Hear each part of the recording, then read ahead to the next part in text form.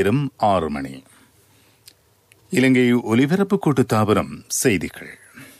செய்தி ஆசிரியர் ஸ்ரீ நாகவாணி ராஜா. வாசிப்பவர் AM Taj.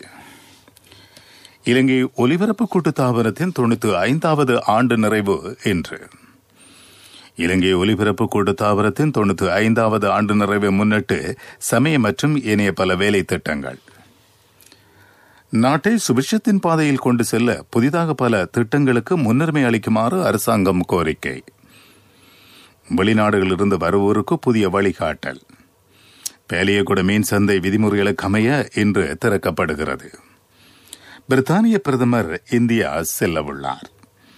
Lanka premier league போட்டித் தொடரின் இறுதிப் போட்டி இன்று.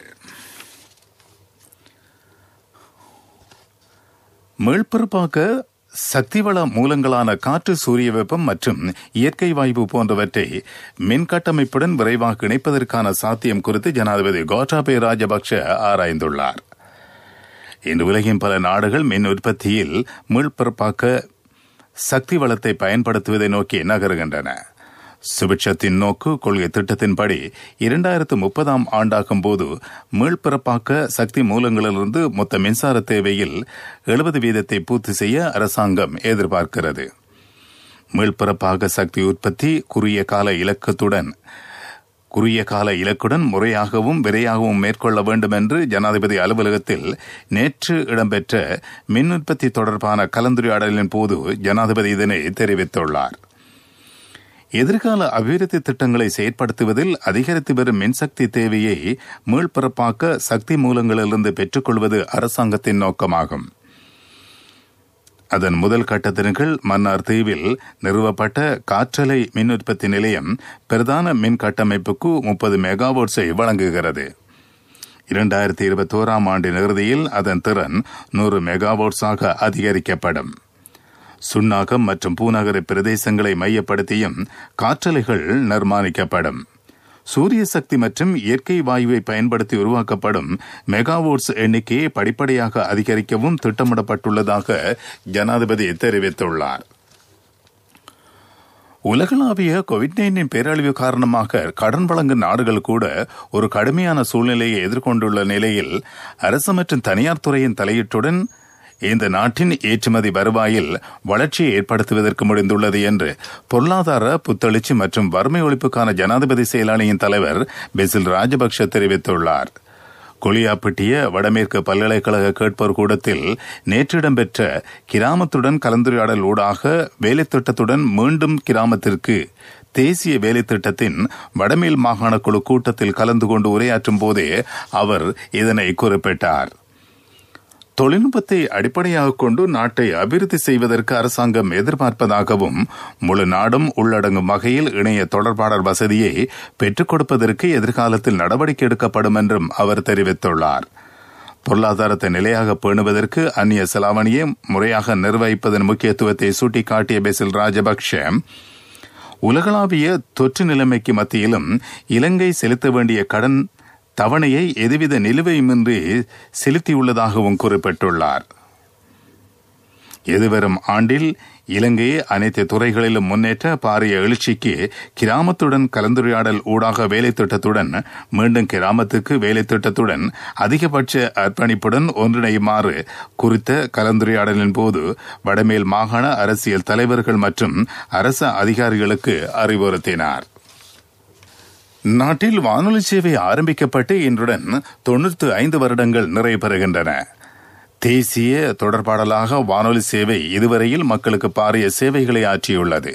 பல தசாப்தங்களாக இலங்கையின் ஊடகத்துறையில் முன்னணி தொலைத்தொடர்பாடல் நிறுவனமாக இலங்கை ஒலிபரப்பு கூட்டுத்தாபனம் திகழ்கிறது. 1925 ஆண்டு டிசம்பர் மாதம் 16 பிரித்தானிய ஆளுநர் கிளிஃபர்ட் தலைமையில் முதன்முறையாக நாட்டில் ஒலிபரப்பு சேவை ஆரம்பமானது. ஆரம்பத்தில் இந்த வானொலி சேவை திணைக்களமாக செயற்பட்டது. 1949 ஆண்டு அக்டோபர் 1 வானொலி சேவை ரேடியோ சிலோன் என்ற பெயரில் பெயர் மாற்றம் பெற்றது. ஜோனே லாம்சன் அப்பொழுது பணிப்பாளராக இருந்தார். 1967 ஆண்டு ஜனவரி 5 இலங்கை ஒலிபரப்பு கூட்டுத்தாபனமாக மறுசீரமைக்கப்பட்டது. இந்த நிலையில் தேசிய வானொலியில் 95வது வருட பூர்த்தி இன்று கொண்டாடப்படுகிறது. இதனை முன்னிட்டு பல்வேறு வேலை திட்டங்கள் முன்னெடுக்கப்பட்டுள்ளன. இதற்கமைவாக இலங்கை ஒலிபரப்பு கூட்டுத்தாபனத்தின் பிராந்திய வானொலிகளை இணைத்து சமய நிகழ்வுகள் ஏற்பாடு செய்யப்பட்டுள்ளன. அத்துடன் கூட்டுத்தாபனத்தில் விசேட நிகழ்வுகளும் நடைபெறவுள்ளன. நாட்டுக்கும் ஜனாதிபதிக்கும் பிரதமருக்கும் ஆசி வேண்டி இன்று காலை 10 மணிக்கு தம்பானே கொட்ட பகினிய கிராமத்தில் சமய வழிபாடுகள் நடைபெறவுள்ளன. ஆதிவாசிகளின் தலைவர் ஒருவரிக்கே வன்னியலத்தோ தலைமையில் இது இடம்பெறவுள்ளது. தேசிய வானொலியின் 95 வருட பூர்த்தியை முன்னிட்டு கல்வியாளர்கள், நிபுணர்கள், கலைஞர்கள் பலரும் வாழ்த்துக்களை தெரிவித்துள்ளனர். இதேவேளை இந்து சமய வழிபாட்டு நிகழ்வு நாளை இடம்பெற இருக்கிறது. இது யாழ்ப்பாணம் வீரமகா காளியம்மன் கோவிலில் மாலை 5 மணிக்கு நடைபெறும். கிறிஸ்தவ சமய நிகழ்வு கொழும்பு மருதானே பற்றிமா தேவாலயத்தில் நடைபெற்றது.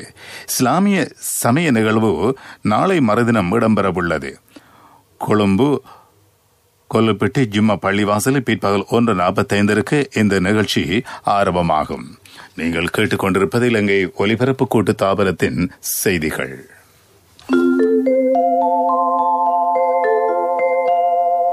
மக்கள் வங்கியினூடாக வெஸ்டர்ன் யூனியன் பணத்தினை அதிகம் பெற்று மில்லியன் ரூபாய் பெறுமதியான பரிசு வாய்ப்புகளை பெறுங்கள்.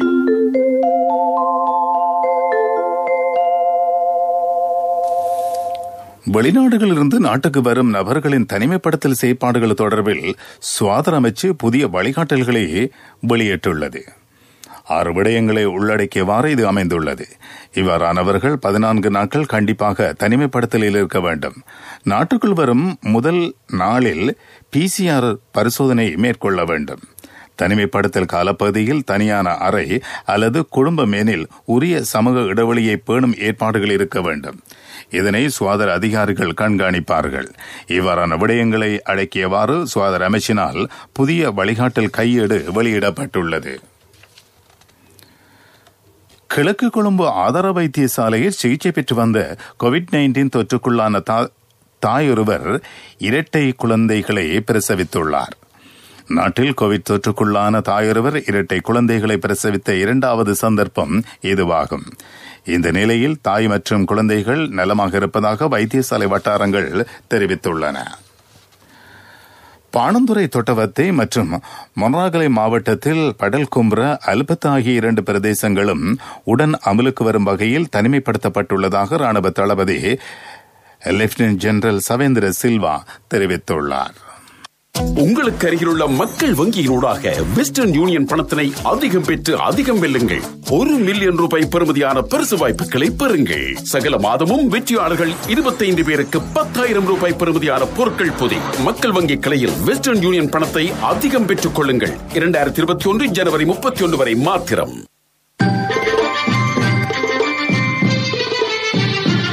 பிரதான செய்தி வழங்குவோர் ஒவ்வொரு வீட்டிலும் இருக்க வேண்டிய வீட்டு வைத்தியர் சித்தாலேப. கொழும்பு உயர்நீதிமன்றம் அமைந்துள்ள கட்டட வளாகத்தில் சிதைவிற்ற பொருட்கள் களஞ்சிய சாலையில் ஏற்பட்ட தீப்பரவலினால் உயர்நீதிமன்றத்தின் எந்தவொரு அலுவலகத்துக்கும் அல்லது கோப்புகள் உள்ளிட்ட எந்தவொரு பொருட்களுக்கும் பாதிப்பு ஏற்படவில்லை என்றும் நீதியமைச்சின் செயலாளர் மாயதுன்ன தெரிவித்துள்ளார்.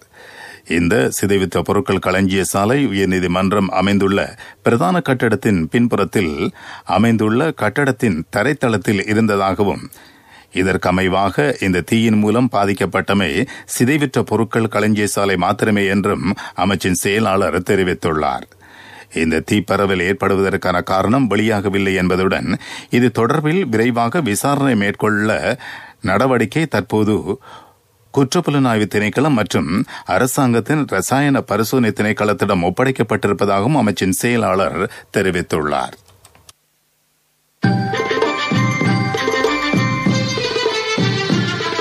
பிரதான செய்தி வழங்கியோர் ஒவ்வொரு வீட்டிலும் இருக்க வேண்டிய வீட்டு வைத்தியர் சித்தாலேப. தனிமைப்படுத்தப்பட்ட விதிமுறைகளின் கீழ் பொது போக்குவரத்தில் நின்றவாறு பயணிப்பது முற்றாக தடை செய்யப்பட்டுள்ளதாக அறிவிக்கப்பட்டுள்ளது. அதன்படி தனிமைப்படுத்தப்பட்ட விதிகளை மீறுபவர்கள் மீது சட்ட நடவடிக்கை எடுக்கப்படும் என்று போலீஸ் ஊடக பேச்சாளர் பிரதி போலீஸ் மா அதிபர் அஜித் ரோஹண தெரிவித்துள்ளார். கொரோனா தடுப்பு நடவடிக்கைகளுக்கு உரிய முன்னுரிமை அளித்து செயற்பட வேண்டும் எனவும் அவர் கோரிக்கை விடுத்துள்ளார். உலகச் செய்திகள்.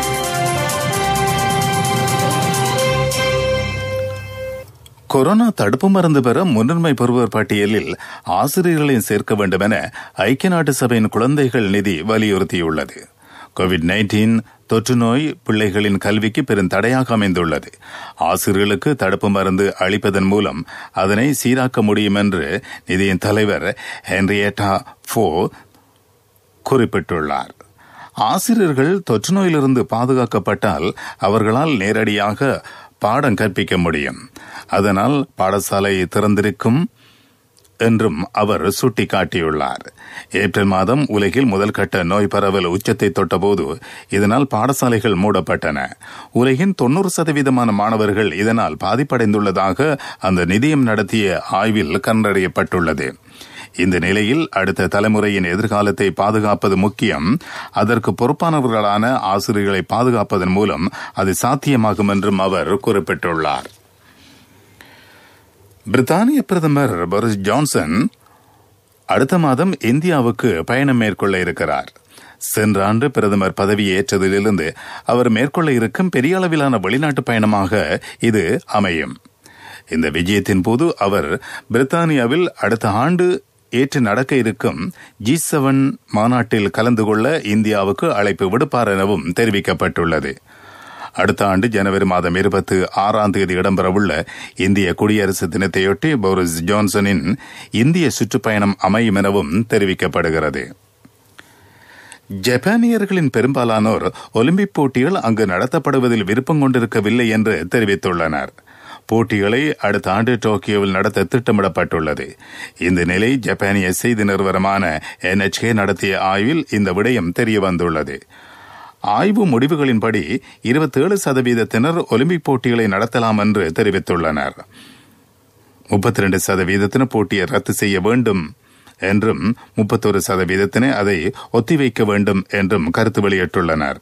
இதற்கு முக்கிய காரணம் மீண்டும் அதிகரித்து வரும் கோவிட்-19 தொற்றே என தெரிவிக்கப்படுகிறது. அபிவிருத்தி செய்திகள். மாதிவல மேற்கு நகர விவசாய மற்றும் சுற்றுச்சூழல் மேம்பாட்டு திட்டம் பிரதமர் மஹிந்த ராஜபக்ஷவினால் மக்கள் பாவனைக்காக கையளிக்கப்பட்டது. 1.5 கிலோமீட்டர் கொண்ட நடைபாதை, 1.5 கிலோமீட்டர் நீளமான 2 சைக்கிள் பாதைகள், சிறுவர் பூங்கா, 8 அம்சங்களுடனான வெளிப்புற உடற்பயிற்சி கூடம், 40 வாகனங்களை நிறுத்தக்கூடிய வாகன நிறுத்துமிடம், பிரதான வீதிக்கு இணையான வாகன நிறுத்துமிடம், சிறு மற்றும் பெரும்போக்கத்தின் போது சாகுபடி செய்வதற்கு நீரை பெற்றுக் கொடுக்கக்கூடிய 2 குளங்கள் என்பன இந்த திட்டத்தில் உள்ளடக்கப்பட்டுள்ளன. சுவிட்சத்தின் நோக்கு கொள்கை திட்டத்துக்கு அமைவாக 23 ஏக்கர் நிலப்பரப்பில் பரவி காணப்படும் இந்த அபிவிருத்தி திட்டத்தின் பணிகள் கடந்த ஏப்ரல் மாதம் ஆரம்பிக்கப்பட்டமை குறிப்பிடத்தக்கது. விளையாட்டுச் செய்திகள். லங்கா பிரீமியர் லீக் போட்டித் தொடரின் இறுதிப் போட்டி இன்று இடம்பெறவுள்ளது. இந்த போட்டி இன்றிரவு 7 மணிக்கு ஹம்பாந்தோட்டை சூரியவெப்ப மஹிந்த ராஜபக்ஷ விளையாட்டரங்கில் ஆரம்பமாகும். இறுதிப் போட்டியில் ஜெஃப்னா ஸ்டேலியன்ஸ் அணியும் கோல் கேடியன்ஸ் அணியும் பங்கேற்கின்றன. வர்த்தக செய்தி. பேலியகுட மீன் சந்தை இன்று முதல் மொத்த விற்பனைக்காக மட்டும் மீண்டும் திறக்கப்படும் என மீன்வளத்துறை அமைச்சின் செயலாளர் RMI ரெட்நாயக்க தெரிவித்துள்ளார். பேலியகுட மீன் சந்தையில் முழுமையாக புதுப்பித்தல் சுகாதார அதிகாரிகளால் அங்கீகரிக்கப்படும் வரை கோவிட்-19 அபாயத்தை குறைப்பதற்காக சுகாதார வழிகாட்டுகளை பின்பற்றி மொத்த விற்பனை பரிமாற்றம் மட்டுமே செயற்பட உள்ளமை குறிப்பிடத்தக்கது. பொருளாதார செய்திகள் அனுசரணை. இப்போதான் சந்தோஷமா பள்ளிக்கூடம் போறாள். எல்லாம் நீங்க சைக்கிள் வாங்கி கொடுத்ததால. LOLC கிரெடிட் கார்டு இருந்ததால நினைச்ச உடனே வாங்கி கொடுக்க கூடியதா இருந்துச்சு. LOLC ஃபைனான்ஸ் கடன் அட்டை உங்களை மேலும் உயர்த்திட. மட்டக்களப்பு மாவட்ட மக்களின் வேலையில்லா பிரச்சினையை தீர்க்கும் பொருட்டு ஜனாதிபதி கோட்டாபய ராஜபக்ஷவின் ஆலோசனைக்கமைய மட்டக்களப்பில் கைத்தொழில் சுதந்திர வர்த்தக வலயம் ஒன்றை அமைக்க அமைச்சரவை அனுமதி வழங்கியுள்ளது. இதன் மூலம் இந்த பிரதேசத்தை சேர்ந்த ஆயிரக்கணக்கான தொழில் வாய்ப்பற்ற இளைஞர்களுக்கு தொழில் வாய்ப்பு கிட்ட உள்ளது. ராஜாங்க அமைச்சர் சதாசிவம் வியாழேந்திரன் இந்த தகவலை தெரிவித்துள்ளார். புதிய அரசாங்கத்தின் வரவு செலவு திட்டத்தில் கிராமிய மக்களின் பொருளாதாரத்தை விருத்தி செய்ய பல்வேறு திட்டங்கள் முன்மொழியப்பட்டுள்ளதாகவும் அவர் குறிப்பிட்டுள்ளார். காலநிலை அறிக்கை. வடக்கு, கிழக்கு, வடமத்திய மாகாணங்களிலும் மாத்தளை மாவட்டத்திலும் அவ்வப்போது மழை பெய்யக்கூடும் என வளிமண்டல திணைக்களம் எதிர்ப்பு கூறியிருக்கிறது. சில பிரதேசங்களில் இரவு வேளையில் இடைக்கிடையே மழை பெய்யலாம். மேல் சப்ரகமுக, மத்திய ஊவா மாகாணங்களிலும் காலை மாத்தறை ஆகிய மாவட்டங்களிலும் காலை வேளையில் பனிமூட்டம் காணப்படும் என திணைக்களம் தெரிவித்துள்ளது. மீண்டும் தலைப்புச் செய்திகள். இலங்கை ஒலிபரப்பு கூட்டுத்தாபனத்தின் 95வது ஆண்டு நிறைவு இன்று. இலங்கை ஒலிபரப்பு கூட்டுத்தாபனத்தின் 95வது ஆண்டு நிறைவை முன்னிட்டு சமய மற்றும் ஏனைய பல வேலை திட்டங்கள். நாட்டை சுபிட்சத்தின் பாதையில் கொண்டு செல்ல புதிதாக பல திட்டங்களுக்கு முன்னுரிமை அளிக்குமாறு அரசாங்கம் கோரிக்கை. வெளிநாடுகளிலிருந்து வருவோருக்கு புதிய வழிகாட்டல். பேலியகொட மீன் சந்தை விதிமுறைகளுக்கு அமைய இன்று திறக்கப்படுகிறது. பிரித்தானிய பிரதமர் இந்தியா செல்லவுள்ளார். லங்கா பிரீமியர் லீக் போட்டித் தொடரின் இறுதிப் போட்டி இன்று. இத்துடன் செய்திகள் முடிவடைந்தன.